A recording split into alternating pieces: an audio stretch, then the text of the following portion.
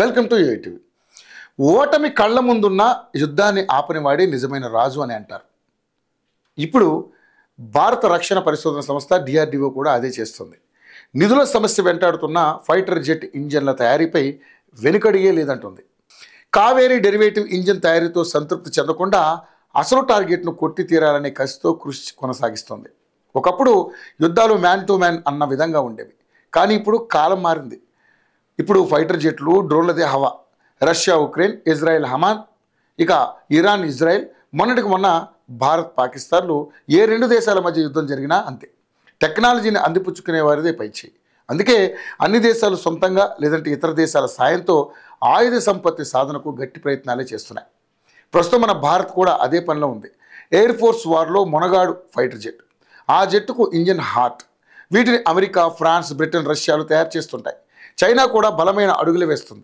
భారత్ కూడా చాలా వరకు డిఫెన్స్ టెక్నాలజీని ఒడిసిపెట్టిన జెట్ ఇంజన్ల తయారీలో మాత్రం వెనుకబడి ఉంది. ఎన్నిసార్లు ప్రయత్నించినా ఆశించిన ఫలితం దక్కలేదు. అయినా డిఆర్డిఓ ఆధ్వర్యంలోని జీటీఆర్ఈ విభాగం పట్టు వదలని విక్రమార్కుల్లా ప్రయత్నాలు చేస్తూనే ఉంది. గోద్రేజ్ ఏరోస్పేస్తో కలిసి మానవరహిత విమానాలు యూసీఏవీలో ఉపయోగించిన కావేరీ డెరివేటివ్ ఇంజన్ను తయారు చేసింది. రష్యాకు చెందిన ఇల్యూషన్ 276 ఫైటర్ జెట్లో అమర్చి పరీక్షించింది. డ్రై ఇంజన్ను ఫైటర్ జెట్లో ఎలా పరీక్షిస్తారనే విషయానికి వస్తే ఇల్యూషన్ జెట్లో 4 ఇంజన్లు ఉంటాయి. ఇందులో ఒకదానిని తొలగించి ఈ కావేరీ ఇంజన్ను అమర్చి పరీక్షలు నిర్వహించారు. ఈ విజయం ఇండియా ప్రయత్నాల్లో ముఖ్యమైన ముందడిగే అని చెప్పాలి. అయితే జెట్ ఇంజన్ మరియు ఈ కావేరీ ఇంజన్ ఉన్న తేడా విషయానికి వస్తే కావేరీ టర్బో ఫ్యాన్ మోడల్కు ఇది డ్రై వేరియంట్. జెట్ ఇంజన్ శక్తిని, వేగాన్ని పెంచేందుకు ఉపయోగించే అదనపు వ్యవస్థనే ఆఫ్టర్ బర్నర్ అంటారు. ఇది ఫైటర్ జెట్లో ఉంటుంది. కానీ మానవరహిత యుద్ధ విమానాలకు ట్రస్ట్ టెక్నాలజీ సరిపోతుంది. ట్రస్ట్ అంటే ఇంజన్ ముందుకు నెట్టే వ్యవస్థ. కావేరీ ఇంజన్ 48 కిలోల న్యూటన్ ట్రస్ట్ను జనరేట్ చేస్తుంది. మొత్తం 2 డ్రై ఇంజన్ల తయారీకి గోద్రేజ్ ఏరోస్పేస్తో ఒప్పందం జరిగగా ఇక డిఆర్డిఓ డిజైన్తో ఇప్పటికే ఒకటి సిద్ధం చేసింది. ఈ ఏడాది చివరికి లేదా 2026 జనవరి కల్లా రెడీ చేస్తామని గోద్రేజ్ ఏరోస్పేస్ తెలిపింది. ఇక ఇంజన్లు పూర్తిగా అందుబాటులోకి వచ్చాక ఘాతకులను రంగంలోకి దించుతారు. వీటికి ఫైటర్ జెట్ అంత రేంజ్ ఉండదు, కానీ అందులో 75% పవర్తో పనిచేస్తాయని జీటీఆర్ఈ డైరెక్టర్ ఎస్పి రమణమూర్తి చెబుతున్నారు. ఇక టన్ను బరువుండే ఘాతక్ డ్రోన్లతో శత్రువులపై విరుచుకుపడగలదు.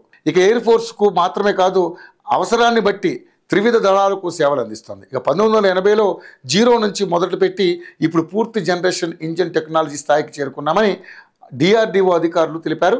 ఇంకా సాధించాల్సింది చాలానే ఉందని చెప్పారు. 5, 6వ జనరేషన్ ఇంజన్ల తయారీ దిశగా ప్రయాణం కొనసాగుతుందని ధీమాగా చెప్పారు. ఇప్పటి వరకు పెట్టిన ఖర్చును పెట్టుబడిగానే చూడాలని, భవిష్యత్తులో ఆ ఫలాలు అందుకోవడం ఖాయమని విశ్వాసం వ్యక్తం చేశారు. అయితే తేలికపాటి విమానాలు, ఎల్సిఏ తేజస్ కోసం ఈ కావేరీ ఇంజన్ల తయారు చేయాలని 1986లో భారత్ నిర్ణయించింది. ఇక డిఆర్డిఓకు చెందినటువంటి జీటీఆర్ఈకి ఆ బాధ్యతలను అప్పగించింది.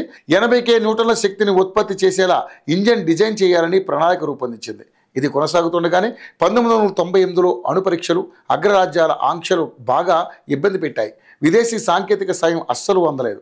ఆంక్షలు తొలగే నాటికి చాలా ఆలస్యమైంది. ఇవన్నీ కలిపి 380 కోట్ల అంచనాలతో మొదలైన ప్రాజెక్టు వ్యయాన్ని 3000 కోట్లకు పెంచేశాయి. వ్రతం చెడినా ఫలితం దక్కలేదన్నట్లు కష్టపడినా తయారు చేసిన ఇంజన్లో ట్రస్ట్ లోపాలు, బరువు సమస్యలు ఏర్పడ్డాయి.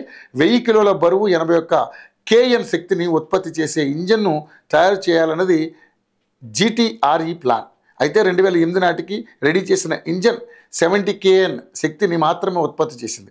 బరువు మాత్రం 1235 కిలోలకు పెరిగింది. ఆకాశంలోకి ఎగిరే కొద్దీ పనితీరు మందగించింది. సరైన పరికరాలు వాడకపోవడంతో ఇంజన్ నుంచి రకరకాల శబ్దాలు వచ్చాయి. మన దేశంలో ఇంజన్ పరీక్ష కేంద్రాలు లేకపోవడం మరో లోపం. ఇక కావేరీతో కష్టమని భావించిన రక్షణ శాఖ తేజస్సును పూర్తిగా విదేశీ ఇంజన్లనే వాడాలని నిర్ణయించింది. దీంతో కావేరీ కథ కంచికే అని అప్పట్లో అందరూ భావించారు. కానీ ఎన్నో ఏళ్ల కష్టం వృధా పోనివ్వకుండా ఇండియా సొంత ప్రయత్నాలు చేస్తూనే ఇతర దేశాల సాయం తీసుకుంటుంది. Advanced medium compact aircraft AMCA ఇంజన్ల తయారీపై ఫ్రాన్స్ సంస్థ ఇండియా అగ్రిమెంట్ చేసుకుంది. ఈ ప్రాజెక్టుకు కేంద్ర ప్రభుత్వం నిధులు అందిస్తోంది. 120 KN సామర్థ్యంతో కొత్త ఇంజన్స్, సరికొత్త నమూనా లోహ మిశ్రమాల తయారీకి సప్రన్ సంస్థ సహకరిస్తోంది. స్వదేశీ తయారీకి ఈ ఒప్పందం మేలు చేస్తుందని రక్షణ మంత్రి రాజ్నాథ్ సింగ్ అన్నారు. ఇక రానున్న రోజుల్లో భారత రక్షణ శాఖ మరింత బలోపేతం కానుంది.